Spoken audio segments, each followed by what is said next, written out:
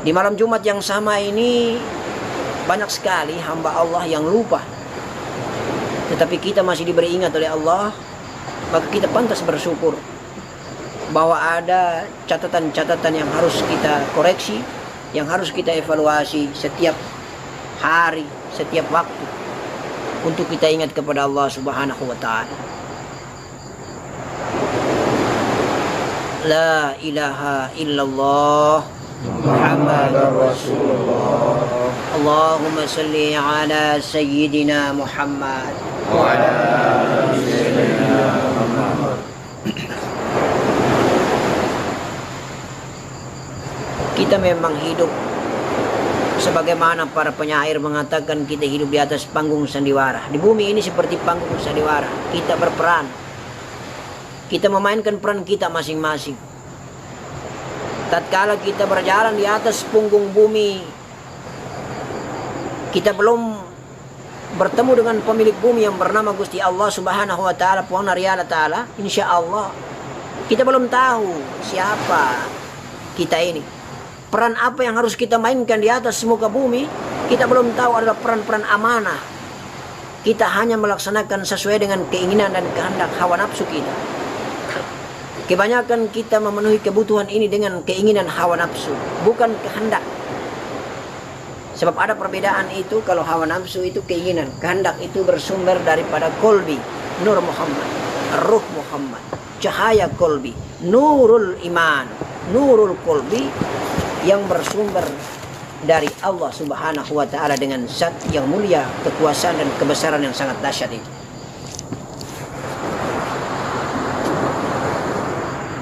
Masya Allah. Begitu banyak kehidupan kita di muka bumi. Kita sibuk terus. 24 jam kita sibuk. Ya Allah, Ya Rahman, Ya Rahim. La haula wala quwwata illa billah. Saking sibuknya, umur kita sudah mencapai 50 tahun sampai 60 tahun, ada sampai dengan 70 tahun. Kita tidak sadar, kita masih merasa baru kemarin. Ya Allah, Ya Rahman, Ya Rahim. Sementara kita tidak pernah timbang-timbang. Kira-kira 80 tahun, 60 tahun, 70 tahun, 50 tahun ini sudah saatnya saya harus menyendiri. Sudah saatnya saya harus lebih banyak persennya mengingat Allah Subhanahu wa ta'ala. Karena dunia ini sebentar lagi harus saya tinggalkan. Sudah saatnya saya harus kumpulkan amal baik ini sebanyak mungkin. Karena batas umur 40 itu menjadi pembatas, dinding pembatas antara dunia dan akhirat. Tetapi begitulah, kadang-kadang kita terlalai dengan gemerlapnya dunia ini, kemewahan dunia ini. Akhirnya kita condong hubud dunia. Kita kalah dengan laju percepatan akselerasi daripada hawa kita. Kekuatan dan power energi hawa yang begitu dahsyat, dia lebih memanggil kita, merayu-rayu kita, menggoda-goda kita untuk kita lebih mencintai selain Allah Subhanahu wa ta'ala. Kemarin kita sudah berupaya memberikan syiar ini bahwa mari kita kosongkan Tuhan selain Allah. Yang ada di kolbi ini hanya Allah. Sehingga Allah ridho. Maka semua penyakit-penyakit hati kita bersih dan suci hilang. Muncul sudah yang bernama cahaya ilahiyah, nur ilahiyah. Kalau cahaya itu sudah keluar, insya Allah terdengarlah dalam diri ini. Kasaf batin kita mendengar, kasaf hati kita mendengar suara yang keluar itu. Allah.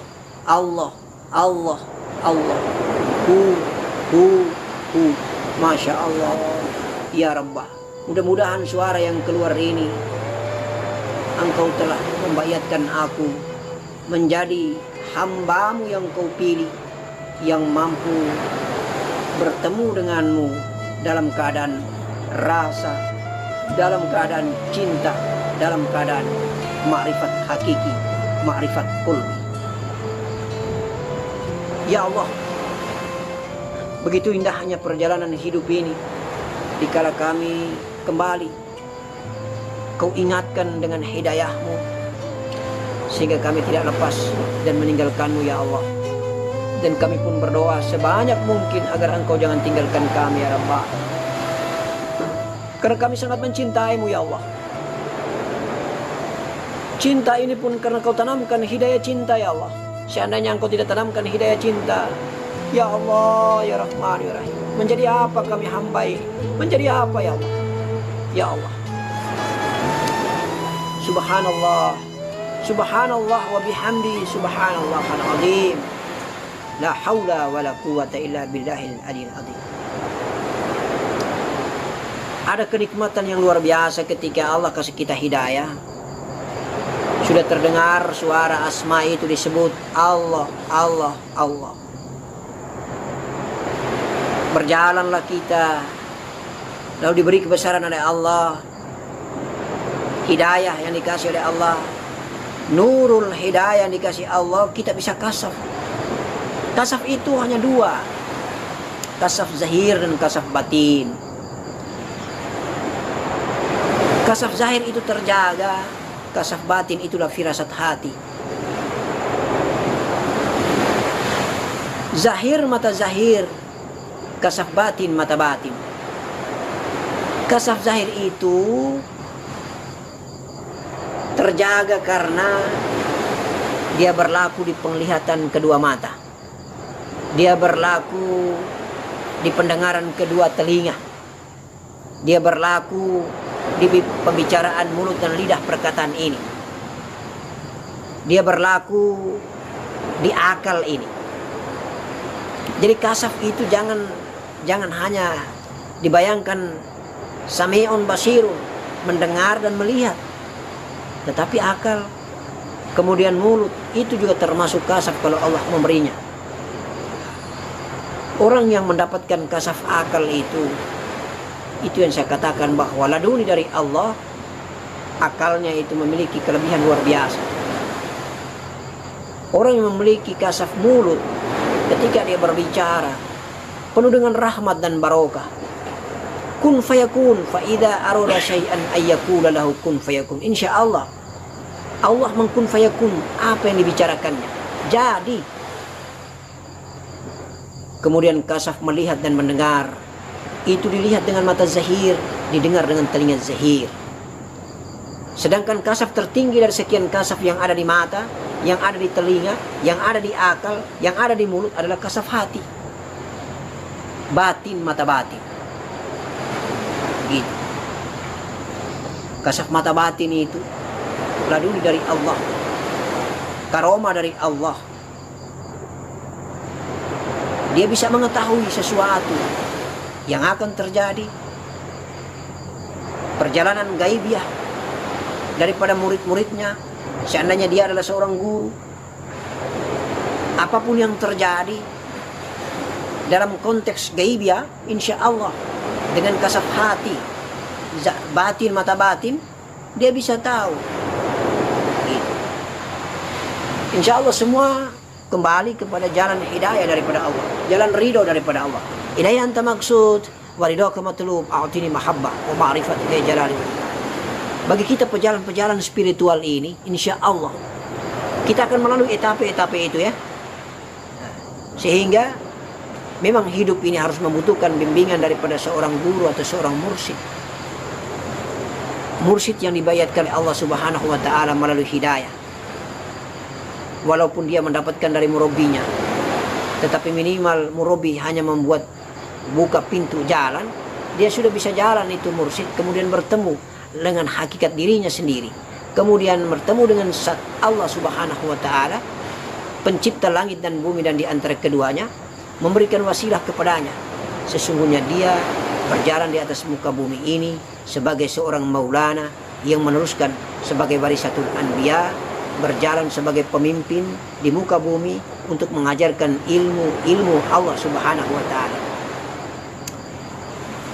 Insya Allah dia menjadi orang yang memberikan ilmu entah di alam gaib melalui perjalanan spiritual. Dia yang sudah meninggalkan dunia tetapi dia adalah wali-wali Allah, kekasih Allah, atau dia juga yang masih hidup. Oleh karena itu maka tidak gampang kita dikasih hidayah oleh Allah memiliki yang bernama kasyaf. Sebab kalau kita belajar ilmu berjalan, tarikah namanya, maka intinya itu hanya ada dua. Jasmani bersih, kolbi bersih, nafas bersih, akal bersih atau otak bersih, maka nafas jalan, lihat, maka insya Allah mengetahuinya. Lihat itu yang disebut dengan kasaf mukassafa.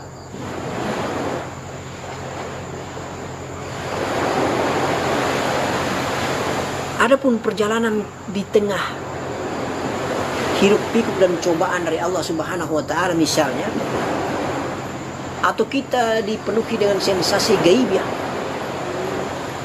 maka insya Allah disitulah letak bagaimana kesejatian diri kita berjalan dengan pondasi-pondasi yang bersih dan suci. Kalau dilandasi dengan pondasi yang bersih dan suci, dibimbing dan dituntun oleh seorang pembimbing yang mutabaro, insya Allah maka tidak diragukan, karena begitu cepatnya ketika nafas tenggelam di dalam rasa, kemudian rasa tenggelam dan fana di dalam zatnya Allah Subhanahu wa taala. Allah zat kita yang mulia meliputi seluruh ciptaannya. Jadi kembali lagi bahwa adanya Nur Muhammad ini adalah merupakan sebuah penegasan untuk bisa mengenal Sang Pencipta yang abadi, yang sesungguhnya maha ada. Sebelum adanya segala yang ada, dia sudah ada duluan. Jadi dia menciptakan Nur Muhammad ini sekedar untuk supaya mengenal dia, mengenal zat yang mulia, mengenal zat yang agung ini. Nur Muhammad hanyalah ciptaan. Nur Muhammad bukan Allah, Nur Muhammad bukan Tuhan. Jadi kita jangan salah menyembah, karena hanya Allah lah yang qadim, hanya Allah lah yang ahad. Allahu zat, zat yang indah, zat yang mulia, zat yang tidak bisa terbayangkan, zat yang tidak ditemukan di samping kiri, samping kanan, muka dan belakang, zat yang tidak bisa ditemukan di atas dan di bawah, zat yang tidak bisa ditemukan di dalam diri, zat yang meliputi segala ciptaan hambanya, zat yang tidak bisa menempati pada tempat ciptaannya, karena kalau dia menempati tempat ciptaannya, maka tempat itu akan hancur, luluh lantah dan berantakan. Zat itu sangat agung dan dahsyat. Saat itu tidak bisa kita bayangkan dan kita pikirkan dengan akal kita yang lemah ini. Karena akal ini adalah ciptaannya, kecil dan kecil. Kecuali sesama kita, ciptaannya itulah. Mari kita renung, kita tafakur, kita mengkaji bahwa sesungguhnya kita ciptaannya ini adalah merupakan penegasan daripada zat Allah yang ada. Agar kita mengenal zat itu, agar kita menyembah zat itu, agar kita mengagungkan zat itu, agar kita memujikan zat itu, zat Allah Subhanahu wa taala yang mulia. Agar kita tidak syirik. Allahu Akbar, Allahu Akbar, Allahu Akbar, walillahil hamd. Maka ketika pejalan spiritual berjalan, jangan terpedaya, jangan tergoda, jangan terpengaruh dengan sensasi-sensasi yang indah, pemandangan-pemandangan gaibiah yang indah. Janganlah engkau, kalau memang akidahmu lurus, niatmu lurus, ilahi anta maksud, warido ke matlub, a'tini mahabbah wa ma'rifatika, jalan. Hanya Allah yang engkau maksud. Kau tidak boleh lagi pandang kiri dan pandang kanan, dan kau tidak terkagum atau mengagumi keindahan-keindahan yang berada di depan matamu. Sedikit saja engkau kagum, gagal kemarifatan. Ketika engkau berjalan, engkau bertemu dengan pemandangan gaibiah. Misalnya saja engkau bertemu dengan seorang bidadari yang sangat cantik dan engkau kagum, mengatakan bahwa sesungguhnya cantiknya ini makhluk ciptaan Allah yang bernama bidadari. Langsung sedesah nafas saja, kata Murabbi Imam Ghazali rahmatullah alaih dalam kitab Ihya Ulumuddinnya, bahwa sedesah nafas saja engkau berpikir, mengingat ataupun sadar selain Allah, maka syirik itulah sekecil-kecilnya syirik.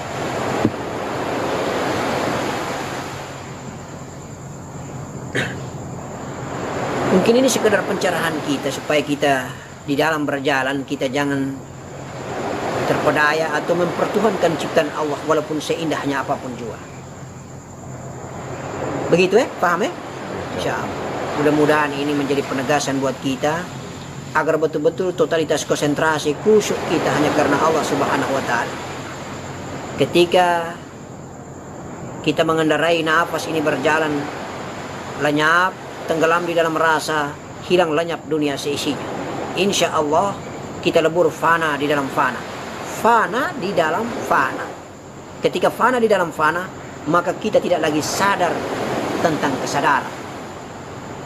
Kita tidak lagi sadar bahwa kita tidak sadar. Paham ya? Kita tidak sadar bahwa kita tidak sadar.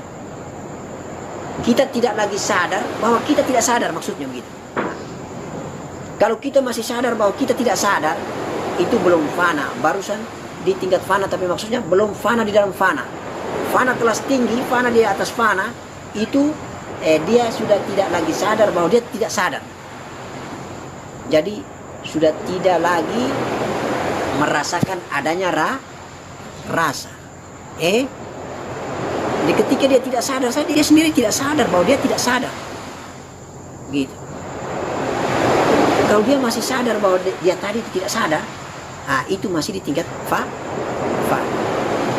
Tapi kalau dia sendiri juga tidak sadar bahwa dia dari tadi itu dalam posisi mati, tidak sadar. Kaget bangun, saya tadi mati kah? Tidak sadar kah? Teman-temannya di sebelah bilang, kau mati. Kau tidak sadar kah bahwa kau mati? Saya tidak sadar. Tiba-tiba saya sudah tidak sadar lagi. Jadi saya tidak sadar bahwa saya ini lagi tidak sadar. Tapi kalau saya sadar bahwa saya itu tidak sadar, itu masih fana. Belum fana, tapi tingkatnya sangat primus. Itu milik insan kamil. Kamil mukamil, Masya Allah. Dan kita bukan mengejar cita-cita, target atau profesi. Kita tidak mengejar makom atau jabatan. Yang penting kita berangkat dari nol, ikhlas dengan nol karena Allah. Itu saja. Mudah-mudahan Allah yang menurunkan barokah, rahmat, hidayah, ilham dan segalanya. Laduni, insya Allah. Itu intinya akidah. Intinya keikhlasan kita ketika kita beribadah kepada Allah. Lepaskan semua jubah yang bernama cinta apapun dilepaskan. Keindahan apapun adanya dilepaskan semua. Dimatikan semua. Insya Allah. Engkau akan bertemu dengan pemilik segalanya. Allahu Akbar. Allahu Akbar. Allahu Akbar. Walillah.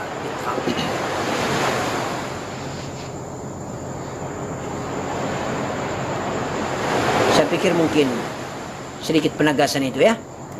Mari kita sama-sama mengagungkan tauhid Allah Subhanahu wa taala.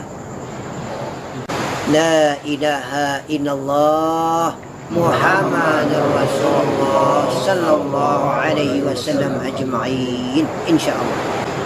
Jadi aktivitas kita di bumi sebagaimana kita katakan tadi, setiap hari kita jalan, kita cari nafkah di laut, di darat, timur, barat, kemanapun kita pergi, jangan lupa jaga 9 pintu jasad baik-baik, jaga 9 pintu.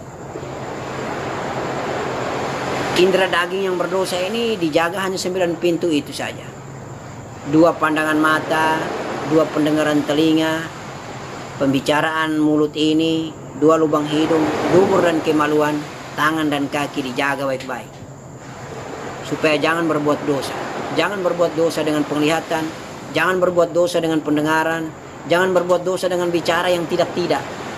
Jangan berbuat dosa dengan hirupan napas yang haram. Jangan berbuat dosa dengan perbuatan tangan. Jangan berbuat dosa dengan perbuatan jalan kaki, melangkah menuju ke tempat-tempat yang tidak baik.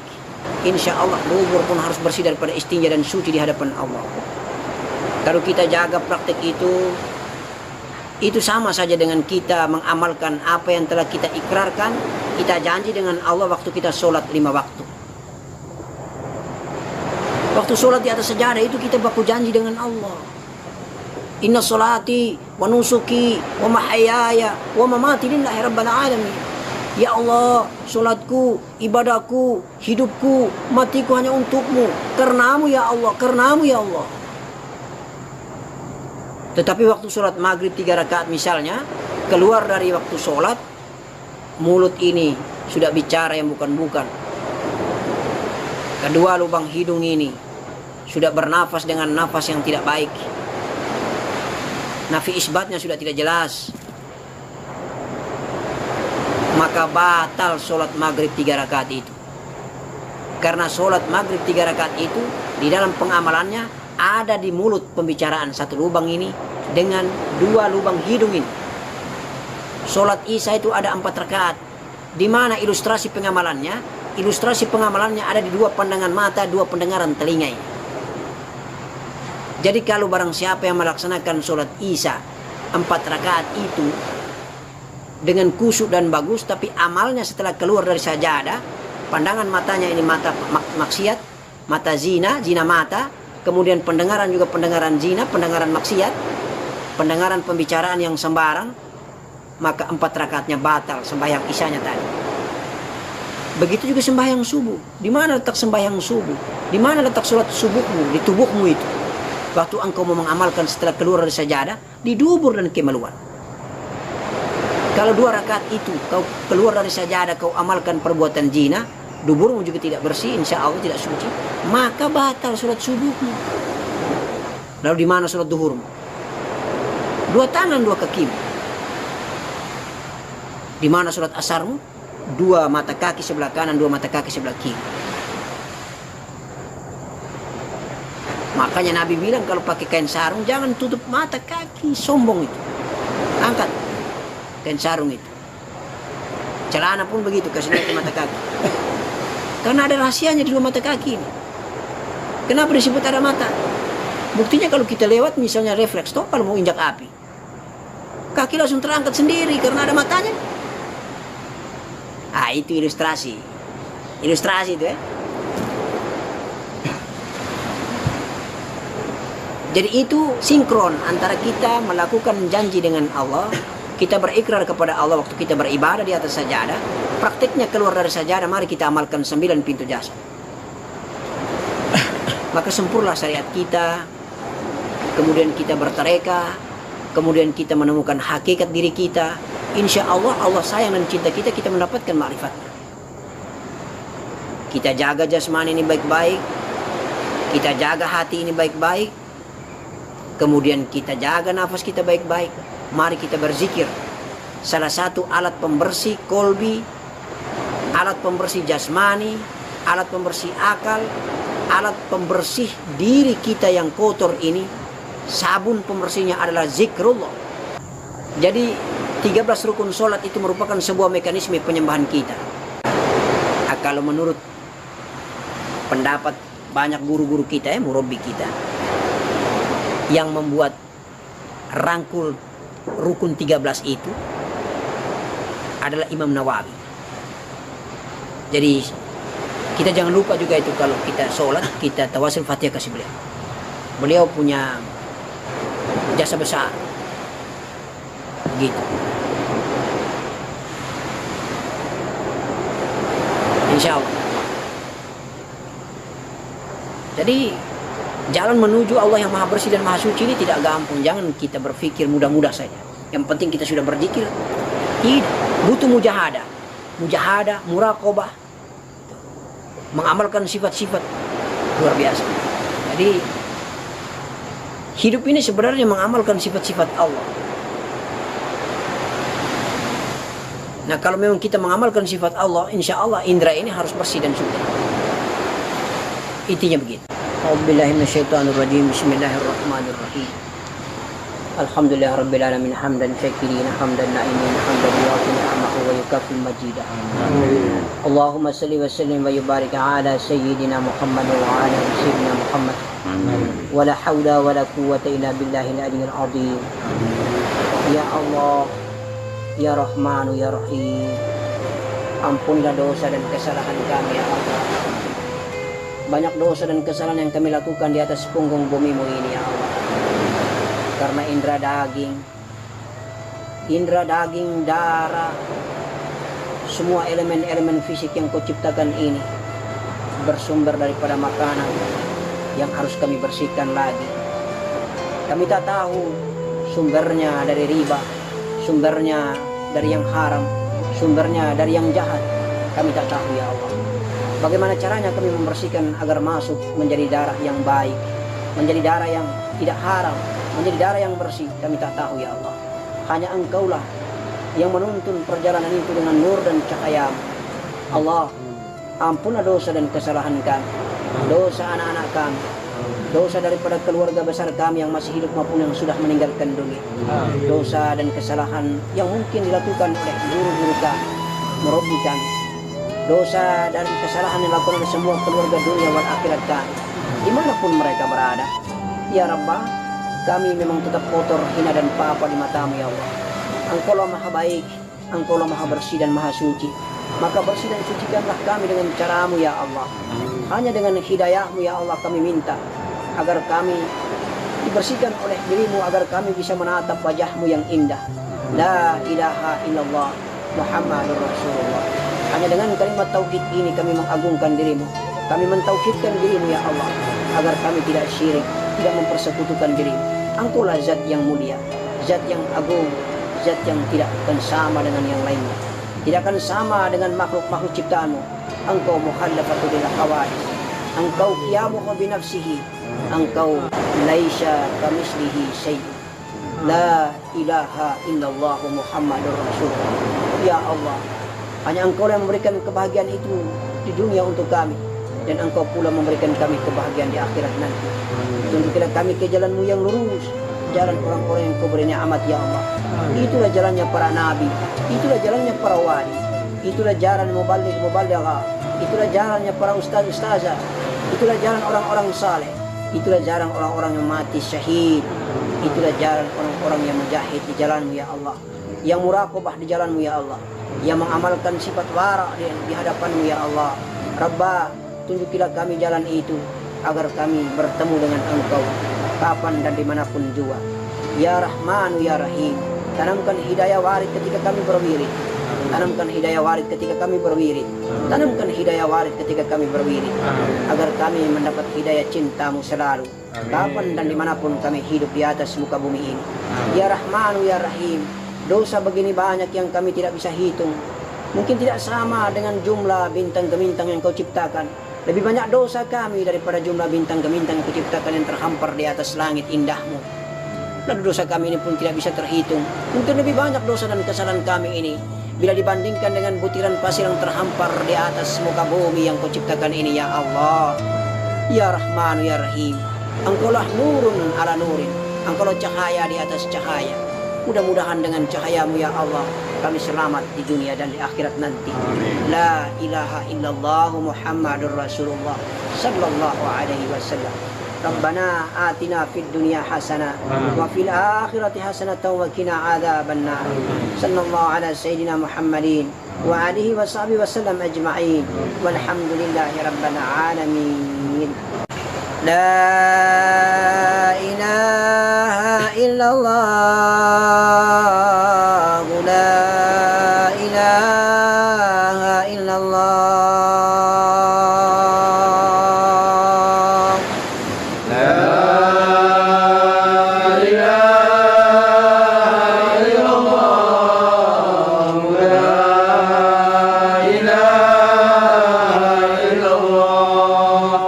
La ilaha illallah, la ilaha illallah, la ilaha illallah, la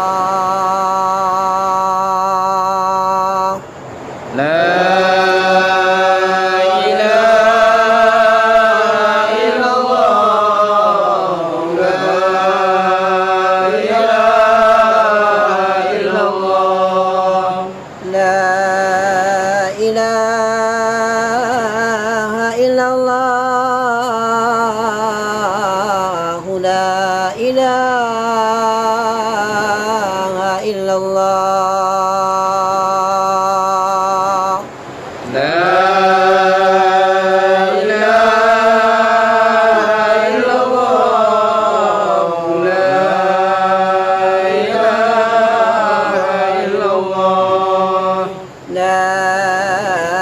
ilaha illallah